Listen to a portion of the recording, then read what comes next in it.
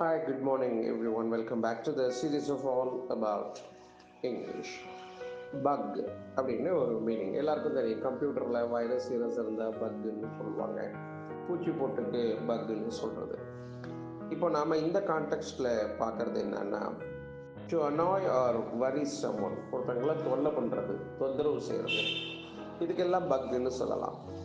For example, he has been bugging me all morning. ஒவ்வொரு நாளும் காலையில் இதுக்கு சரியாக தமிழில் மொழிபெயர்ப்பு கொடுக்கணும்னா, நொய் நொய் நொய்ங்கிறான்ப்பா அப்படின்னு சொல்கிறான்ல, அதுதான் இந்த இடத்துல இந்த பக். காலங்காத்தால எப்பொழுதும் காத்தால நொய் நொய் நொய் நொய் நொய்ங்கிறான் அப்படின்னு சொல்கிறத இதை பக்கு என்கின்ற வார்த்தையால் குறிக்கலாம் என்று நான் நினைக்கிறேன். தெரிந்தவர்கள் அந்த கமெண்ட்டில் நீங்கள் உங்களுடைய வியூவை சொல்லலாம்.